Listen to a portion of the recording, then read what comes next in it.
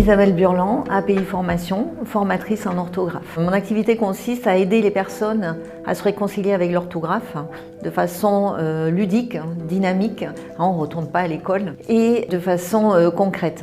C'est-à-dire qu'on se base aussi sur l'orientation professionnelle de la personne pour répondre vraiment à ses objectifs. On a des résultats rapides, concrets, et on réconcilie les personnes avec l'orthographe, mais surtout avec elles, et la reprise en confiance en elles. Ça, c'est vraiment important.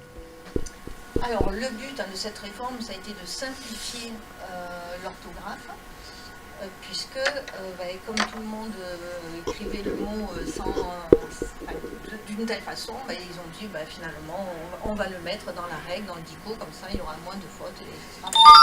Et ce qui n'est pas négatif en sorte. Par contre, il ne faut pas tomber en outrance. Et en plus de ça, si moi j'écris la nouvelle orthographe, est-ce qu'on ne va pas penser que je fais des fautes d'orthographe? Ça, c'est vraiment... voilà. Par exemple, oignon, un oignon. Je dis oignon, mais je l'écris oignon. Maintenant, je peux l'écrire oignon. Comme ça.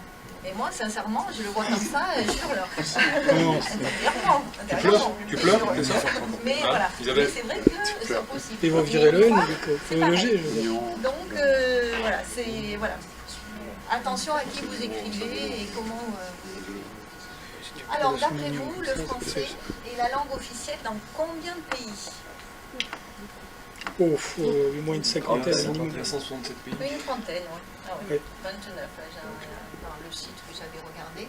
Donc, le français est quand même une langue couramment parlée. Et d'après vous, elle vient en quel rang dans le monde? Est-ce que c'est la première langue parlée, la deuxième, la troisième? Troisième? C'est la cinquième parlée. Alors, par contre, ce qui nous intéresse, c'est l'orthographe dans le monde de l'entreprise. Surtout puisque aujourd'hui, on pensait qu'on allait écrire de moins en moins. Avec les ordinateurs, tout ça, le papier, vous voyez qu'on l'utilise de moins en moins. Par contre, on écrit de plus en plus. Parce que je vais communiquer, et je vais communiquer de façon spontanée. C'est-à-dire, je reçois un mail, tac, je réponds, ping-pong.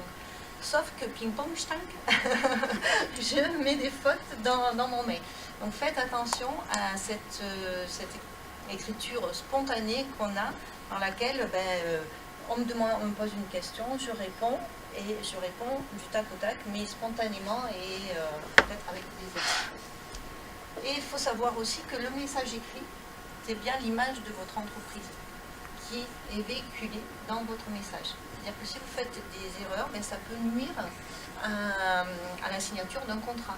Si je reçois un contrat avec beaucoup de fautes d'orthographe dedans, je vais peut-être avoir un doute, alors que la personne peut être très compétente, mais ça va, et si vous êtes en balance avec un concurrent, ça risque d'être dommageable. Donc faites attention. Et 82% des recruteurs sont sensibles à l'orthographe des candidatures reçues.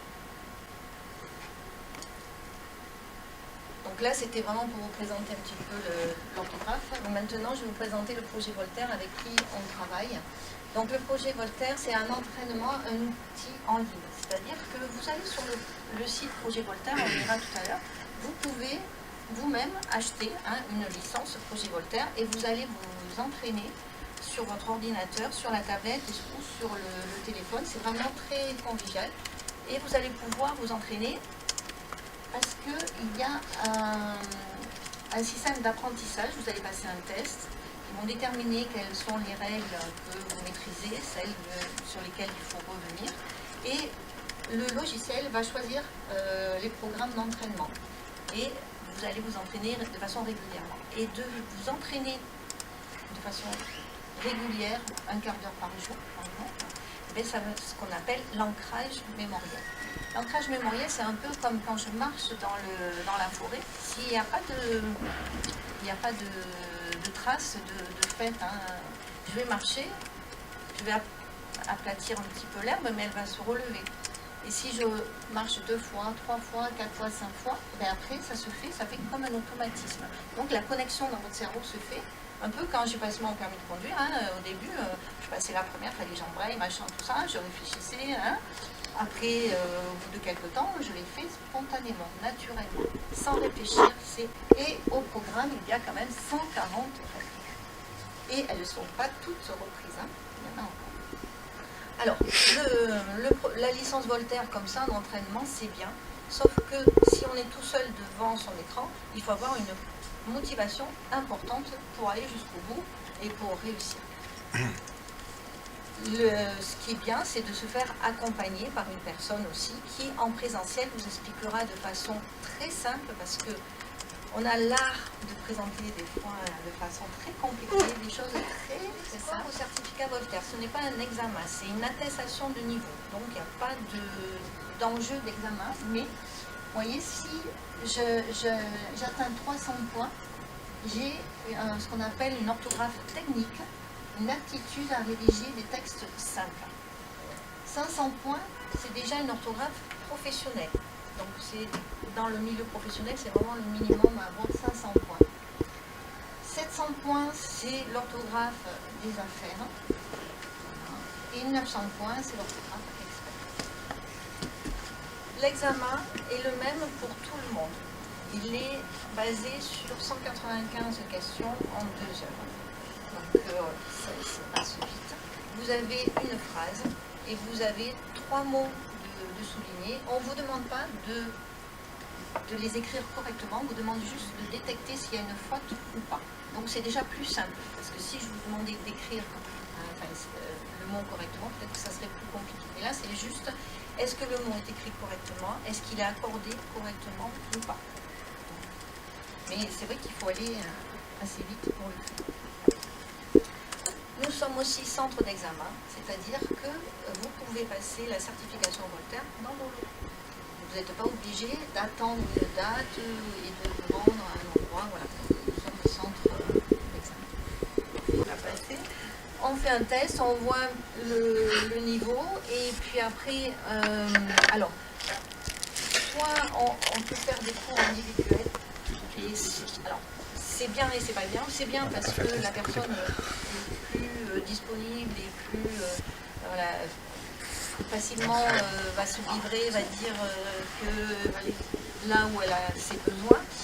Et d'un autre côté, on n'a pas l'appui du groupe pour rebondir. Mais c'est vrai que de plus en plus, je fais quand même de l'individuel que des groupes. Et après, on fait le programme.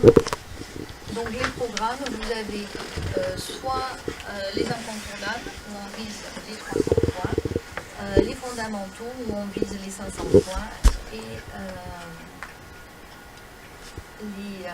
les professionnels pour les 700 points. Donc voilà, là vous avez...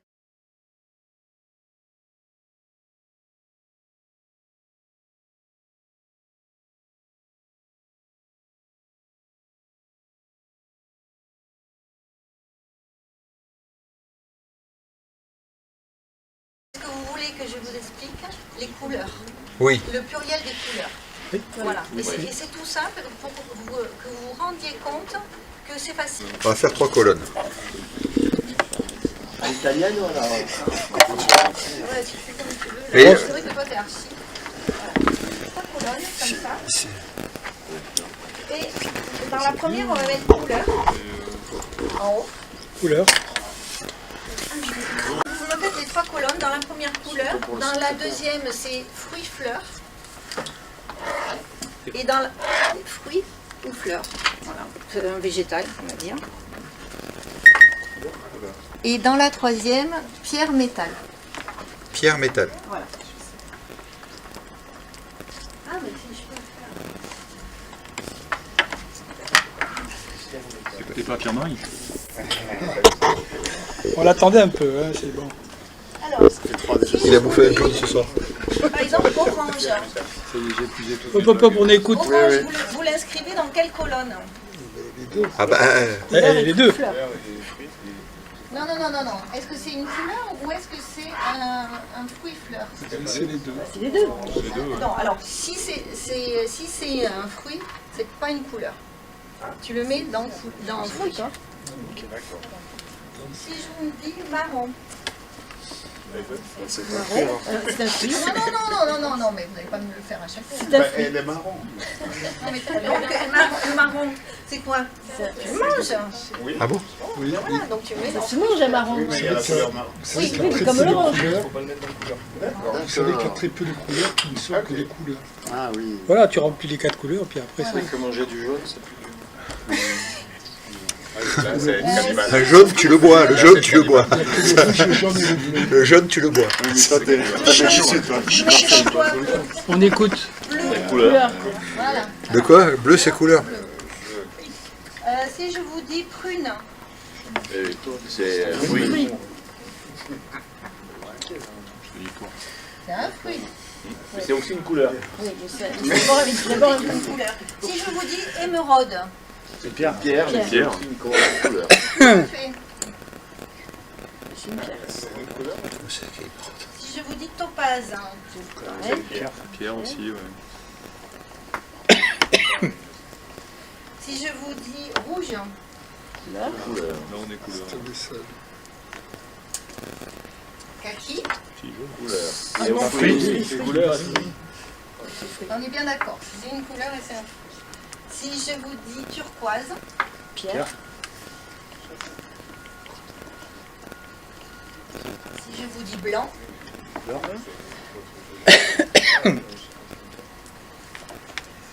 donc blanc, noir, marine, Marine? Marine, c'est les couleurs. bleu marine, Bah oui. c'est une couleur C'est un marine. prénom. Le vert, aussi c'est une couleur. Bah, ça dépend comment on l'écrit, vert. Et là, je peux mettre la grenade, Parce qu'il y a des verts pour mettre le jaune. Grenade. la framboise, la noisette, etc., etc. Et là, on a encore le jade, le saphir, le rubis. Attends, tu vas trop vite là. Alors pourquoi je vous ai fait faire ce tableau là? Parce que la prochaine fois que vous aurez à accorder, à mettre au pluriel une couleur, vous allez penser à ce tableau, vous allez le visualiser. Oui, rose. Parce que je l'utilise, moi, grenadine rose. Dans mes pralines roses, grenadine. Et au fait, Et jaune, vous avez si dit jaune? je dois accorder une couleur, alors le vert, je l'affectionne beaucoup. Parce que si je dis des voitures vertes, je vais... mon écrit va passer par l'oral et je vais dire des voitures vertes et je vais l'entendre. Donc quand c'est une couleur issue que de la couleur, je vais accorder. Avoir un accord. Ah, c'est ça le subtil. Alors que tout ce qui vient des fruits, des fleurs, des pierres, des métaux, je ne vais pas accorder. Il n'y aura pas d'accord. Pourquoi? Parce que l'orange, en réalité, la couleur orange, c'est la couleur de l'orange. Et de l'orange, L', c'est pas des oranges au pluriel, c'est de l'orange. Donc je n'ai pas d'accord. Hein? Le marron, c'est la couleur du marron. Quand tu dis les couleurs orange, orange reste animal. Voilà, donc pas d'accord. Parce que c'est de la couleur de... Donc la prochaine fois, quand on sera moi, pas d'accord.